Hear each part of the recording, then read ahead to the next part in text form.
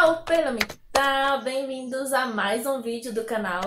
Neste vídeo vamos aprender os dias da semana, as estações do ano e as cores. Mas antes de continuar, se você está assistindo a este vídeo, se inscreve no canal e ative o sininho, que é muito importante.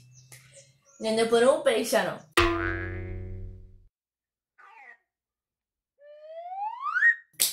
Vamos começar com Ara, Arapokon Turehua. Dias da semana. Ara significa dia, Arapokon significa semana. Então, dias da semana. Aratein, em espanhol, domingo. Em português, domingo. Aracoin, em espanhol, lunes. Em português, segunda-feira. Araapu, em espanhol, martes. Em português, terça-feira. Ararundu, em espanhol, miércoles. Em português, quarta-feira. Arapó, em espanhol, jueves. Em português, quinta-feira. Arapoteim, em espanhol, viernes. Em português, sexta-feira. E Arapokon, em espanhol, sábado. E em português, sábado. Agora que você sabe todos os dias da semana, você pode usá-las no cotidiano. Agora vamos para Arajererehua.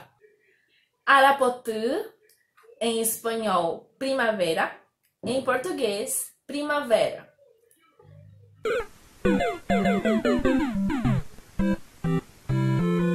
Arahaku, em espanhol, verano. Em português, verão.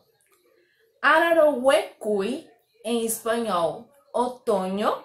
Em português, outono.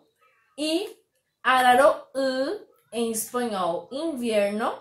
Em português, inverno. Agora vamos para Saurehua. Sau significa cores. Então, Putá, em espanhol, rojo. Em português, vermelho. Rovu, em espanhol, azul. Em português, azul. Rum, em português. Rum, em espanhol. Rum, em espanhol, negro. Em português, preto. Sauju, em espanhol, amarillo. Em português, amarelo. Monotim, em espanhol, blanco. Em português, branco. Rovum, em espanhol, verde. Em português, verde. E Putangu, em espanhol, rosado.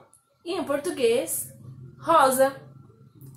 Isso é tudo. Tá, aprender gustano, perrejar aprender chimiki, rápido compartir com de 4 Hasta la vista.